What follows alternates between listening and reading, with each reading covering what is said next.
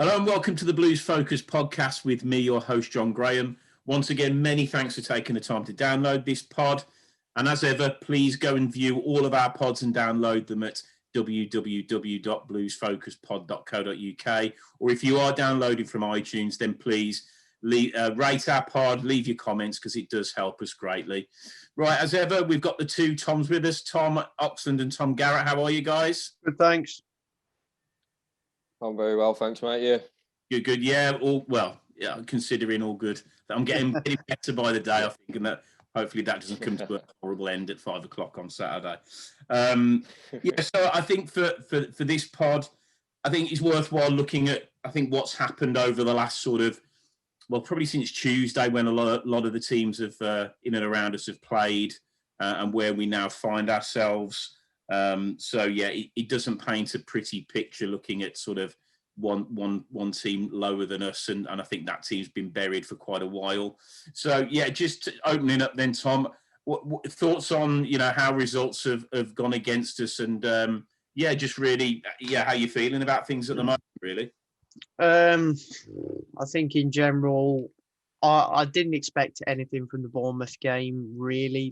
I wouldn't have been surprised if we'd managed to win 2-1 or something, because obviously they've not settled on a permanent manager yet since sacking Tyndall, but obviously that wasn't the case.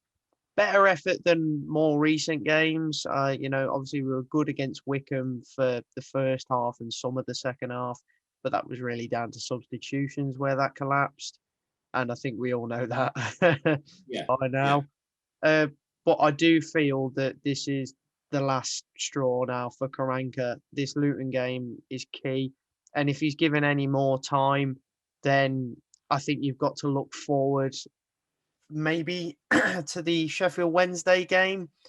Millwall could be a close one like it was at St Andrews, but if we lost that Wednesday game under Karanka, he's got to go for me. I think just on that, mate, I mean, I think we've all said it before, with Wednesdays, they've always been in a bit of a false position, and fair play to them. They were staring down the barrel of 12 points, and okay, that got reduced a little bit. And I know, when they played us, pretty much thanks to the lovely Mr. Bannon, as ever. Lovely individual that man is. Somebody just snap him in half. I just don't know why we don't do it anyway. Yeah. I think that they're really showing their form. They do play some decent stuff.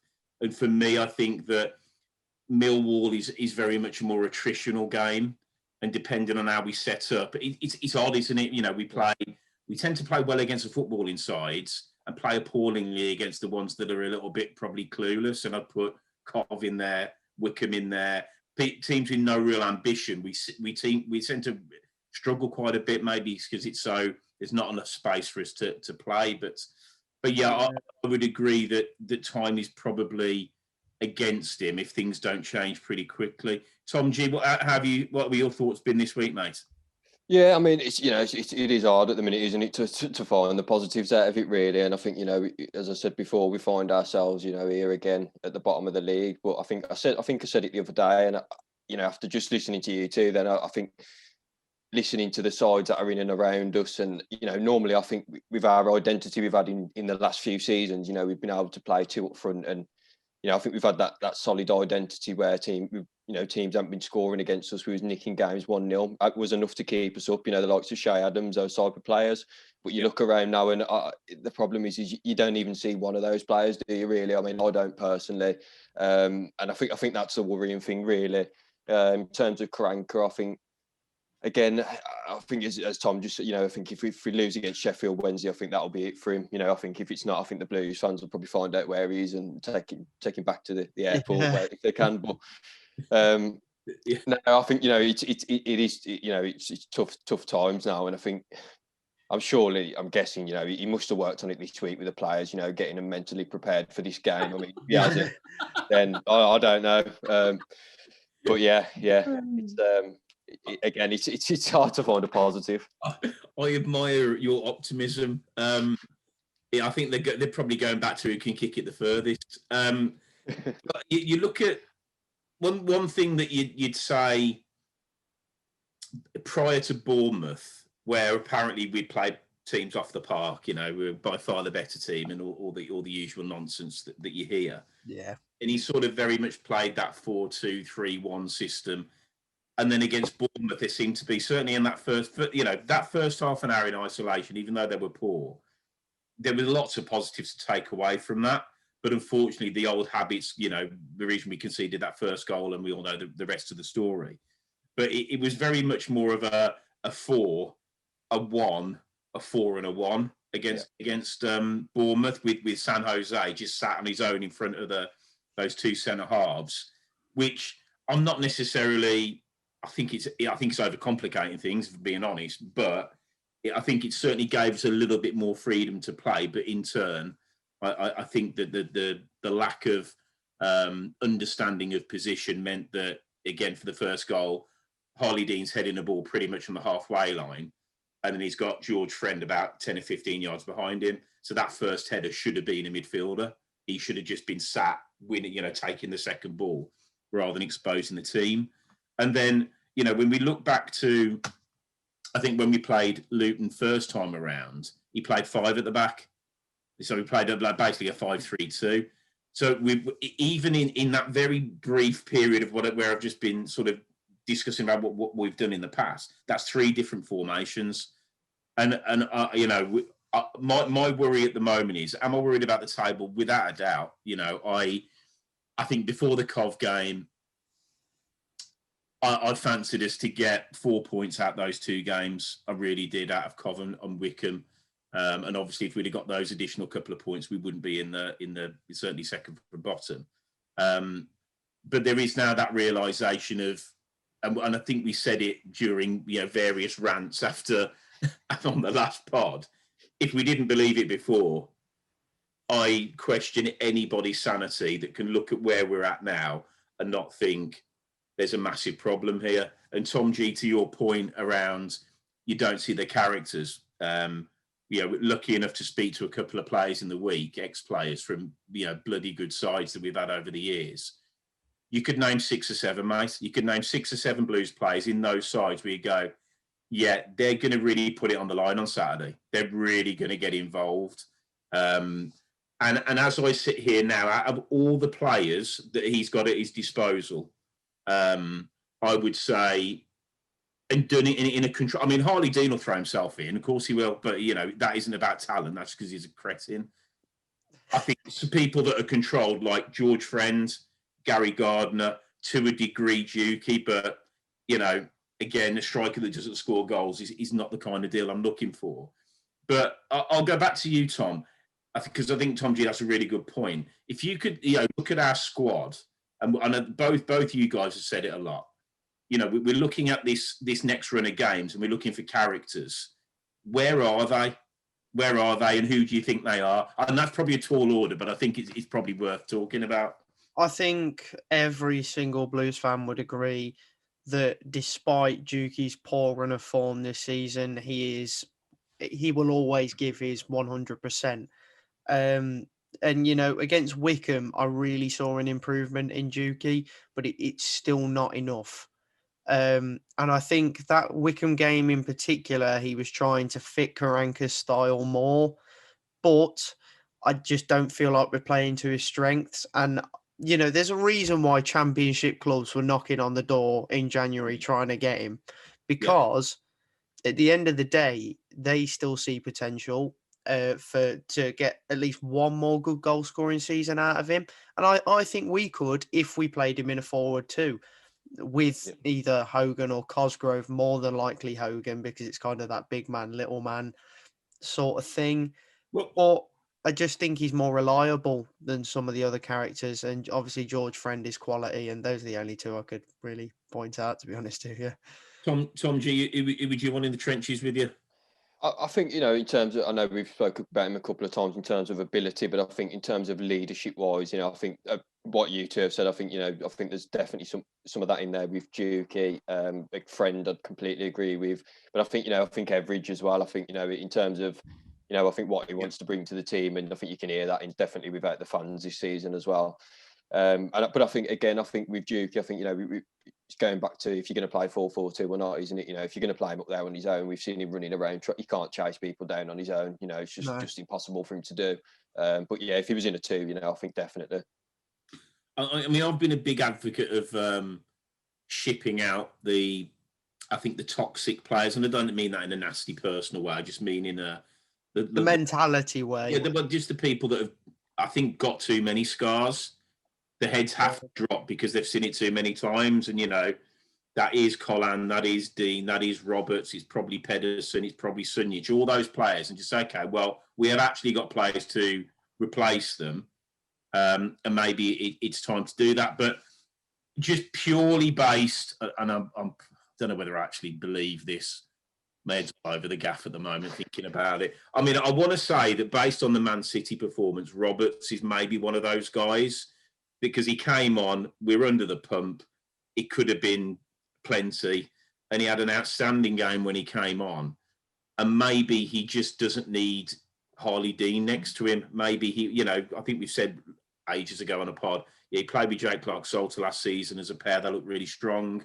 Can we bring that to the 4-back? Can we bring, have him with Friend maybe as in a 2 at the back? So I think for me it's sort of maybe tarring Roberts with the same brush. I don't know. I think his heart's in the right place, but I suppose if I'm really being honest with myself, do I think he's good enough? I don't. He never really got a run under. I think it was Rowett that never really played him, and if we're being honest, Rowett's probably been. I know it was pretty poor. It was Redknapp. He was there for what? It might even be Monk, to be fair. But Monk didn't play him at all. That was it. Yeah. Redknapp signed him.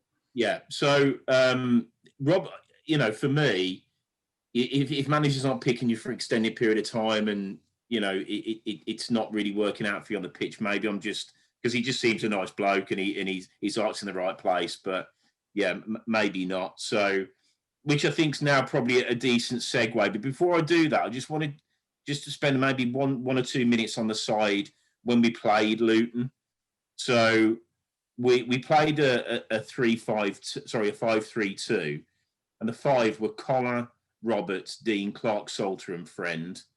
The 3 were Gardner, San Jose, and Sunjic, and we played Hogan and Djukovic up front. And obviously got 1-1.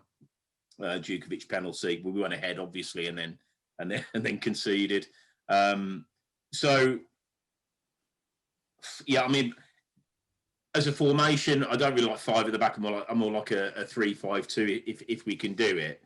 But he's sort of come away from that, hasn't he? He's come away from that 5 at the back, really. If that side was picked, on Saturday, Tom G, would you be, obviously we've had players come in, but that sort of approach, a different approach, how would you feel about that if you did it quite wholesale changes? I think personally, again, I would honestly, I'd like to see a 4-4-2, and I've said this a number of times now to different people, and I can understand the 4-2-3-1. I don't really like 5 at the back, but with the 4-4-2, I mean, if you're going to tell 2 older midfielders to sit there, they can, say Sunjic or San Jose, put Harper next to him, let him have a little bit more of a license. Why can't we just then, as the back 4, stay back, not be too, bombing on forward? We've got 4 or 5 attacking players then who can go and do what they've got to do, 2 up front. And I just think in terms of, what we're creating, which is next to nothing, basically, we're not scoring goals. I just think that's probably our best way, defend when we can with our solid foundation at the back, and then just allow 4 or 5 players sort of, without that license of having to come back and defend and cover fullbacks. Yeah, no, I like that. And again, yeah, but I don't think it'll happen. There's no chance it'll happen. No, of course it won't. Frank is too stylish for 4-4-2. What we try and do is look at the games objectively and try and come up with solutions. What he does is look at the games and think he's the best thing since sliced bread, and we've been unlucky, so we'll do it again the next week. And this is the lunacy we're at. And now we're second from bottom. Even his arrogance has got to come to a point of, do you know what? We're in the shit. I'm losing my job. Yeah. I don't know when that doesn't happen. And I say this a lot, forget football, any walk of life, if your career is you're not delivering and you know it, unless you're a moron, you do something about it. Yeah. So keep doing the same thing over and over again. I mean, it's just. And so, I think it might have been you, Tom, earlier. You know, it's just a good job that there's no fans allowed at the ground. I mean, can you imagine? I'll set you a scene. I'll set you a scene. Saturday, probably got plenty on board because it's a big game. Loads of fans in. There's probably going to be, I don't know, say 20,000 in. All the boozers are rammed to the rafters at sort of 1-2 o'clock. Get in there, get the team sheet. Clayton's playing holding mid. Dean's in. All the usual suspects are in. Literally rip the ground to pieces. That it's getting. I mean, I've seen it before, long time ago, but it's getting to that point of if he doesn't make some serious changes, it's just it's a good job that they're on the ground because he's literally he's in a very, very horrible place. But I suppose coming back to where we are and what we think he's going to do, and to your point, sorry, Tom G, I digress. 4-4-2. Having spoken to again a couple of players this week, both of them, and they're good players, seriously good Blues players. One in particular saying, just play 4-4-2 and tell each one of them, when you go forward, do this, and when you defend, do that. Yeah. And I know it's a bit Janet and John, but Tom, what do you think? Is it that simplistic? Is it just typical fan saying, going 4-4-2, it's a simple game, blah, blah, blah? Or do you think that it's overdue? It can be that simplistic, and I do feel that if we went back to basics, it might work, it might not. I suppose it's choosing the right game, and I do think Luton might actually be a good game for us to try that. But obviously, going back to Karanka's arrogance, I think he'll think he's too stylish for 4-4-2. It seems to be an unattractive formation to foreign managers in general. I don't think I've ever seen any foreign managers try 4-4-2. It's usually 4-3-3 or 5-3-2. That tends to be the way. And if we did go for that 5-3-2 like we did against Luton before, I wouldn't mind. The only possible change I'd make would be Sunjic out, McGree in to give us some more attacking drive. Yeah. San Jose in the holding role of the three. McGree and Gardner then have that kind of pathway and ability to just run the channels, make darting runs forward, try and create things for Hogan and Juki. Yeah. And if it doesn't work, I think the perfect kind of change of shape would be a 4-4-2. You bring on your Sanchez, you bring on Bella, look for Juki. That's it. It's as simple as that. And that has got us through probably the last 3 seasons. And if it works, why stop? So, give your way a go. But if it doesn't work, get back to basics. Do what we've done with that group of players before and has kept us in this league. So why aren't we doing it? Play to their strengths. It's as simple as that, and we'll win more games. It shouldn't be about Karanka anymore. And I think the more we keep trying his tactics and his shape, the more selfish I feel he is. And he needs to, like you said, just take a look at himself and realise, right, I'm on the edge of losing my job now. I need to try something different. Maybe I should go back to basics and then rebuild next season. So that would be the smart thing to do from my point of view. Yeah, I think, unlike normal jobs, if you get the sack as a football manager, then you get a big lump of money. Obviously, when you get the sack, do a normal walk of life. So it's not really a deterrent if you're an arrogant so-and-so, but you've probably got £1 million coming. I think it'll be a lot as well. It'll be. I mean, I don't think it'll be ridiculous, but he signed a 3-year contract, so it's not going to be insignificant. But to be honest, at this moment in time, I just think that the money's probably irrelevant. So just moving on to the age-old, and we've had a conversation over last week about the Karanka bingo team selection, and I honestly will next week if we're another shower of shit and he doesn't change it, I will be doing a Karanka bingo, I promise you. So thinking about first of all, we'll do what we always do, which is who would you like to play versus who do you think he's going to play. And I just think if we took a straw poll of 100 Blues fans, I don't think they'd be a million miles away from the side that we all want to see. But what's unbelievable to me is it's a fucking mile away from where he's going to be. It's a mile away, and it's like I'm dreading 2 o'clock. I don't dread 3. I just dread 2 because I'm building myself up. It's like it's Christmas. It's Christmas Eve.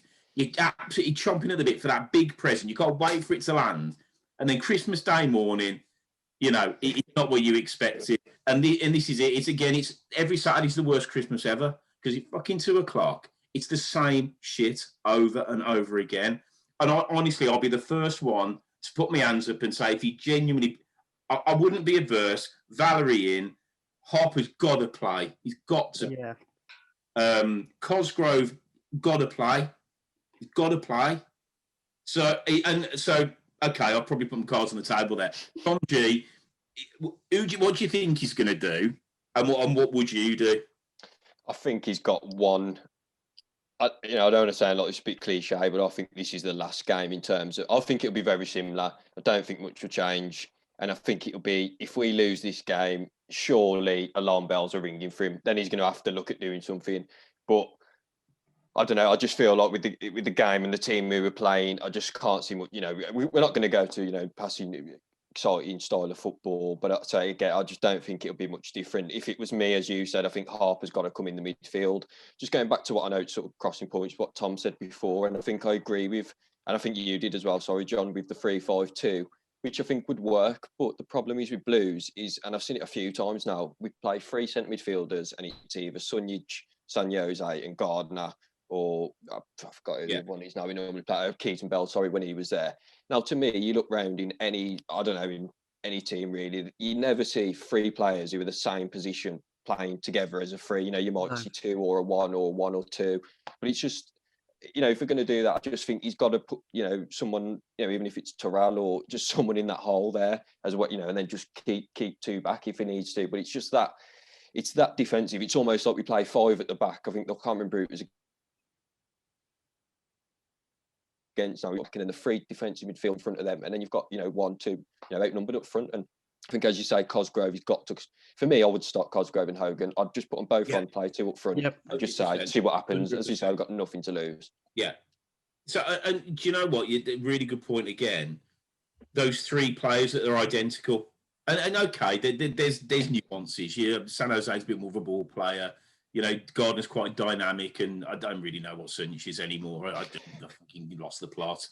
But he's playing as a attacking midfielder, Sunjic, and there is never, ever been a scenario where he has played that position. I can promise you.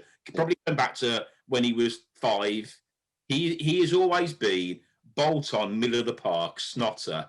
That's it. That's what he is, and fair play to him. I wish I was a tenner behind him. He's got a good career. He's made a great career out of it. But for where we're at the moment, just not for me. Not for me, because when he's played, we lose. So using that logic, have we got anybody to replace him? Yeah. Okay, you bring Harper in and we lose. What have you lost? Nothing. What's the difference? I'll tell you what, for Karanka, if he does it, it buys him time. Because if he plays the same team and we get dicked by Luton, it gives him no time. Because what's the point? What is the point over and over and over again? So, yeah, Tom, what would you do? We know what he's going to do, but what would you do? Right, no, I'd be really, really hypocritical with probably what I'm about to say. Because I normally don't say Cosgrove. I'm literally going to take you out. I'm going to take you out if you say Cosgrove. Cosgrove Clayton. Yeah, I was going to say. I thought you wanted him to play. Right. I can firmly say I don't want Adam Clayton to play. Don't worry, it's not that bad. But normally, right, I have always been the biggest hater of 5 at the back. I honestly despise the formation so much because it's just so negative that we're defending all game to the point where it's just too much defending, and then we invite the pressure, and they'll eventually get a chance, and it will come off. But to be honest, now we've brought in Valerie, and Pedersen in that Bournemouth game was starting to look better. So there's a positive there. I'd quite like to see a 5 at the back of maybe Pedersen, Clark-Salter, Friend, and obviously I think Roberts is still suspended, so I wouldn't really have a choice. I forgot about that. Yeah, I'd have to go with Harley. The GBH. Yeah, exactly. But personally, I'd rather go with Roberts, but obviously I can't. Play Valerie 100%. Jan Valerie needs to play. Midfield, Harper, probably San Jose, McGree in like a central attacking midfield role, then Cosgrove, Hogan, because just why not? Why not? If you really want to play more your style, then that's what I'll go with. Yeah, I must admit, there's quite a. I personally like. I don't like 5. I like it, but it probably turns into a 5. I like a 3-5-2. So I'd actually quite like San Jose to be a sweeper because the way he plays the game. I would have him 5-10 yards. I wouldn't play a high line. I think we proved that point. Yep. So let's have him 5 or 10 yards, sat off the back of the sort of the centre halves. Have lads in front of him that kick it and head it. That's it. And unfortunately, obviously, Roberts can't be one of those, but Clark-Salter and Friend definitely can be. So I would like that dynamic. I think that would work really well. And I said it ages ago that I think San Jose, it would suit him so well because he's got the ball into feet short. He's got an out ball. His range of passes. He hasn't got, like you say, if we play that, not a high line as well. He hasn't got to turn back round, has he? Because when he turns and he runs, that's game over for him. If he's got to run back towards his own goal, so 100%, mate, 100%. But I think his range of passing is as good as anybody else's in the club. But he needs the time to do it. That's what he's played in Spain all his life. Yeah, he's not been blessed with pace. So I'd like to see that as a 3. Now, this is where the problem comes because our biggest threat this season, and I use the word threat advisedly because we haven't been that threatening, so it's probably a contradiction in terms. But you would say that Bella and Sanchez have probably been 2 of our better players this season. I think everybody would probably say that. So when you're playing a wing back scenario, you can't play Sanchez back. So for me, Valerie would come in at that position. And then if I use Karanka's logic, which I'm not going to, but if I did, you could quite easily put Colin in on the left wing back. I know he's massively right-footed, but obviously Sanchez plays on the right all the time. So, you could arguably do that, but I will be sensible. I think on that left-hand side, I look at people like, what was his name? The lad that played for Chelsea when they won the league. I want to say Moses, I think is his name. Yeah. Was it? Victor Moses, was it? That's it, Victor Moses. So he'd never played wing back ever. Alonso not really played it. And I know Bella's not the biggest, but he's quick. And he'll get up and down all day. I wouldn't be adverse to seeing that to still give us that attacking option, that wide option going forward, which is a bit different. But I think, I don't think it'd be overly damaging. And Friend having that left position in that sort of 3 would be able to, I think, help him through the game. Harper's got to play 100%. He has to play. Gardner's got to play. I don't know if he's fit, but Hilalovic, even if he's 70%, I'd start him because he's going to give us something that nobody else has got, which is linking the whole thing together. And so that's my 3, my 5, and my 2 would be Hogan and Cosgrove. I think that if you don't know, if you don't try it, you'll never know. Yeah. And I would happily, if we got dicked 5, fine. Well, obviously not happy, but at least tried something. At least he's shown the ability to say, I know we're in the shit. I know it's not working. Sorry, mate. Go on. You think you think that would be his logic, wouldn't you? You'd think, if we're losing games the way we are anyway, like as you just said, if we just try something different and we lose, but at least he hasn't got that. If he is feeling pressure and stuff off fans and things like that, at least then if he's doing what he says, change it and we lose, it's no different anyway, is it? So No. Logic, as we said, logic tells us one thing, but I think Tom G, the reluctance he's got to do it, and this is where the guy's fucking mentally challenged. I think at this moment in time, he actually thinks we're bossing games. Yeah, he thinks we're bossing games. He thinks we're like Tommy made the point about. Yeah, no, he thinks we're literally all over teams, start to finish, and we've got to be unlucky. Total bollocks. Yeah. So when we played against Wickham, we had all those shots on target and like 17 shots. It was Dukey having a swing from 25 yards. That's not a chance. I think at the start of the Bournemouth game, could have been 4 up. Yeah. I would 100% give him that without a doubt. But, and I think that's what we've said before about I think the players that are carrying the scars of what's happened before, as soon as things start slightly drop off a little bit, they panic, heads go down, we make the mistakes and it's over. So you need to take those players out of the firing line for a bit. But I do really hope, beyond hope, that even if he plays Harley Dean, which undoubtedly he's gonna, as long as he plays some of the players he's actually signed, then I think most Blues fans would say, okay, we'll look forward to this. But my one sort of caveat to all of this, Luton are in a bad side. They're in a bad side. They're having a great season. Yeah, so this is not, put a little old Luton survived it by the skin of their teeth last season. This is a decent footballing side. They're not lumpet merchants, and I think that might do us a bit of a favour that they're not. So, but I suppose moving on to, we'll do our predictions and then sort of, I think maybe sign off with maybe looking forward to, I guess future games and maybe Karanka and what's going to happen there.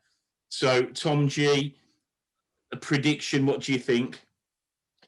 I can't see us scoring more than a goal. I think I've said it on the last couple of episodes now, and for me, but I think it's going to be 1-0 or 1-1 or 1-0 today. I just can't see us scoring more than one goal at the minute with the team that we think is going to pick anyway. Yeah. But I was just looking then. Sorry, we've got I think there's 5 games coming up now from Saturday in 2 weeks. It's going to be a big telling point now. The next 2 weeks are so crucial. I think we've got Luton, Millwall, and then Sheffield Wednesday. So we've got I know we said it a few weeks ago before the Wickham and Coventry game, but these are next 2 games are massive now. I think.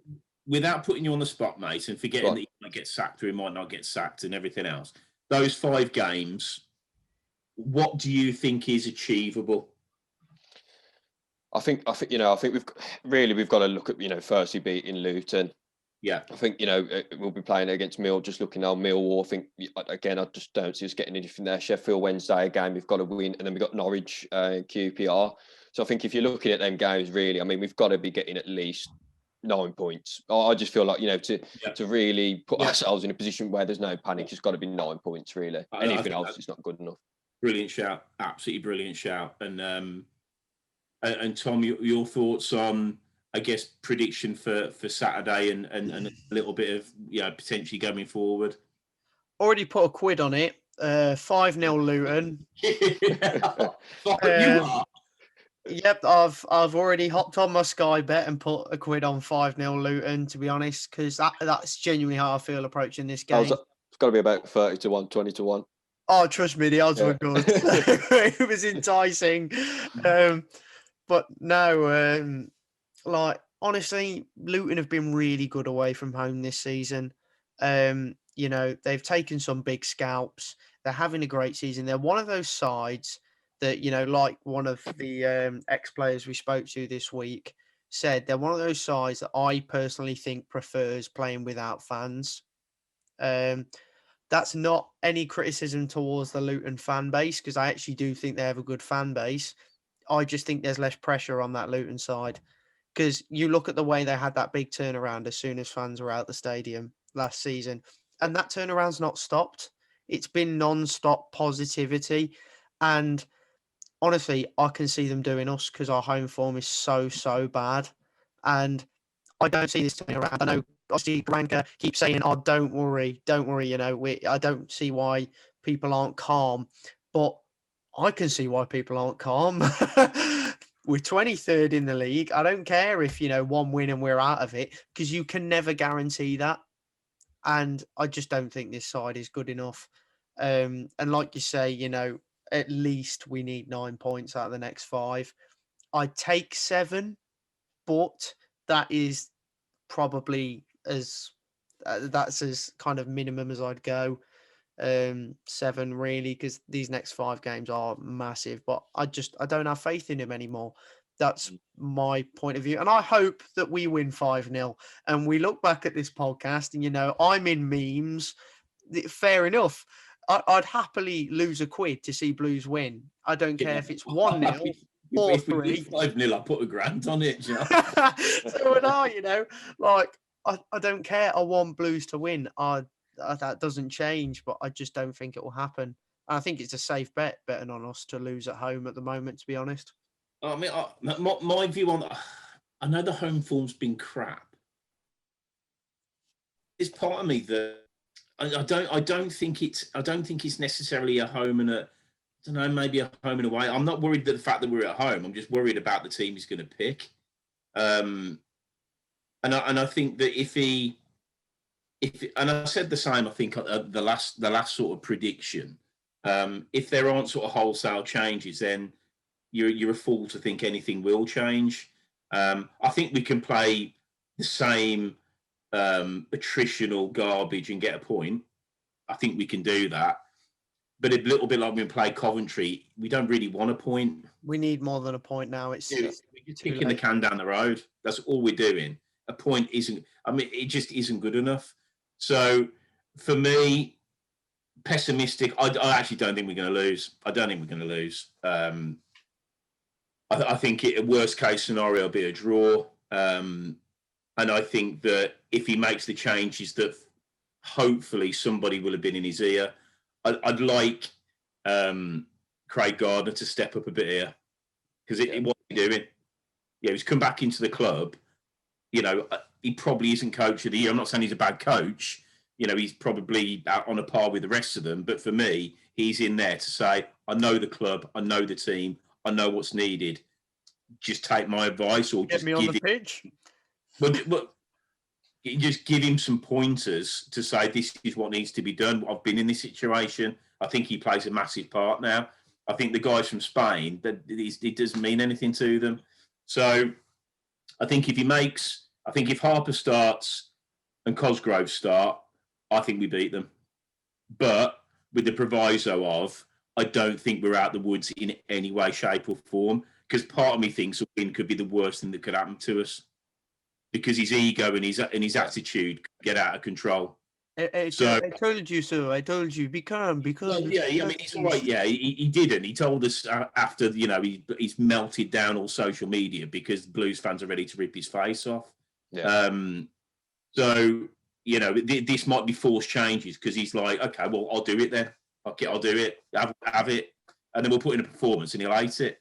So, but I think that this will be the catalyst of how many points we do get. So obviously, if we can get the 3, then getting 9 is a lot more achievable. I think if we lose on Saturday, personally, I don't think we will. But if we did, 9 points looks a million miles away. Because Millwall ain't going to give us 5 minutes. And Sheffield Wednesday. So you just, I guess, finally in wrapping up, and this is just a really easy one, I suppose. If we lose on Saturday, has he got to go? And who would come in? Tom G. I think, you know, in hindsight, I think definitely. I think, you know, if alarm, put it this way, I think if we play Saturday and we play his way and we lose, I think, you know, if alarm bells aren't ringing after that game from anyone, then I just think, you know, it's obscene, and it really, you know, I just wouldn't, as not many of us understand it anyway. But I think the one thing for me is I just don't. I think we've been very lucky in the last, you know, 4 or 5. How many times we've done it now? 4, 5, 6 times where we've stayed up, and I think results have gone our way a lot of the time. And I think, you know, just Yeah. going back to in the week when I think it was Sheffield Rotherham winning. I just don't. I feel like we're not going to have that look this year at all. And I think we've had it, like I said, we rode out with it a few times before. And I think we have got, like you say, we've got to dig in now and actually, start doing something, start winning games. In terms of, who could come in, I know anything is, with that I do have, and I'm not saying, I love Karanka or anything, but I've said it before, we do that a lot of times where we'll bring in a manager half season, keeps us up the year after, the fans can't stand him because he's playing crap football or, something else. And then we're back in at this, point again. So if he's going to change the team and he's going to change things around, I'd like Karanka to stay realistically, but I don't think that'll happen. I do think, I think it'd be gone if we don't. Maybe, I think if we don't get a result against Luton and then the game after, I think he'll be gone. Yeah. Tom? No, I completely agree with Tom, really, to be honest. Honestly, I do think that Dong might lose his patience now if we lose to Luton, but it wouldn't surprise me if he gave him till Sheffield Wednesday, because realistically, they are now kind of sharing that final straw at Blues, because you got to think the higher ups will be looking down now. Like, whatever his name, I think his name's Zhao or Mr. King or whatever, you got all them higher ups. I think they will be looking down now at Dong, and they're both in the same boat, Aitor and Dong, and they need a win this weekend. But, if Dong wants to save his job, he might have to get rid of Karanka, take it on the chin, but he has to replace well, extremely well. And I do think, kind of alluding on to that, if he was sacked, who would I bring in? Wouldn't surprise me if we brought in Tony Pulis, because we got Craig Gardner still at the club. And obviously, Pulis has been with Midlands clubs before. But I'd like to see us bring in Paul Cook, because I do think he is the type of manager to kind of get that fire in your belly, get him working hard. And that's what we need right now. I feel like if we start working harder, results will come. And I'm just not seeing that right now under Karanka. I'm seeing uninspiring defeats almost every week. I suppose you could say minor improvements at Bournemouth and Wickham, but drawing 0-0 away at Wickham at the end of the day is unacceptable. Losing at home to Wickham the way we did a few months back, unacceptable. I don't think we should lower our standards. I think we need to look at ourselves and think we've given Karanka way too much benefit of the doubt now, and it's quite embarrassing to look at some of the results we've had. And he has to go if we lose to Luton. End of story. Yeah, I think for me, I'm with both of you. Tom G made a really good point. I think if he doesn't change it, it's the same sort of play him off the park and lose. Yeah. He's got to go. He's got to go, because it will have just been too many times. And again, I'd agree with you, Tom G. If he changes it and we play well and we win, I don't want him to go, because it's just, how many times are we going to do it? Yeah, I get that. It's boring, and again, it's getting somebody else in. It's almost like you can't get excited about it anymore, isn't it? Just touching on that, the manager thing. I mean, unless you was to say to me now, Eddie Howe or Frank Lampard, I don't really. For me, I know that's not going to happen. Never going to happen. But realistically, because we've had that many different managers, I just like you just said. I got very excited. I think we all said with the Karanka appointment, and I just feel like I've been let down now too many times to get excited about another one. Yeah, definitely. I mean, we've had the mixed bag, haven't we? We've had the obviously Zola, and then the more attritional Cottrell, and both in their different ways, not good appointments in any way, shape, or form. Thing is, though, under Zola, obviously Karanka comes out with the "we played them off the park." I honestly, hand on heart, I think hand on heart, I'd say we played teams off the park more under Zola than we do under Karanka, because under Zola we played pretty football. The results were worse. Don't get me wrong, the results were worse, but we actually made more chances. We were just overall a more attacking side and did dominate more, but we just lose 1-0 and 2-1 all the time. And that obviously built up and he lost his job. But I just thought we played better under Zola than we do under Karanka. That's how I feel about Yeah, I mean, Karanka. I think that there's an argument to say that when Bruce was there and McLeish were there, the football wasn't great, but it was effective. And with Yeah. Karanka, I think that's what I expected. I just expected probably more of that to get us out of the league because it's effective. But he's brought in flair players. So does that not raise the question, are they his players, considering he barely plays them anyway? No, I think the bigger question is if you're going to start something built on a solid defence, why are you playing players that have been shit for 3 years? That's what I don't understand. I don't understand that at all. I mean, he brought Friend in, revelation, bring in 3 more, for God's sake, like him. Because if you got 3 more like him, we ain't in the shit. And the problem is he's got absolute monkeys round him who just haven't got a clue. You know, you look at Dean, and I know I'll keep going on about it, but it's so frustrating that it's just, yeah, that's the concern. But Cook, I don't really, I'm not so sure.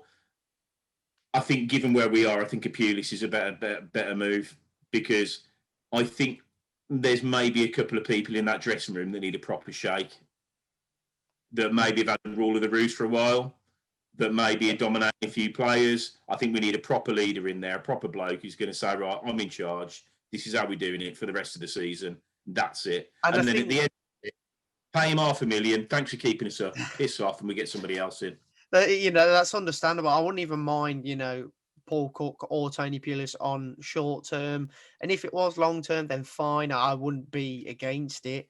But, I think actually the biggest thing right now is actually we need more football people at the club. Yeah. And it's clear to see that we don't. Like, you look at all the loyal people that have worked at Blues for over a decade that have left in the time TTA has owned this club. It's a long list. Yeah. And I think that's where the club has crumbled because we don't have, that kind of good establishment now.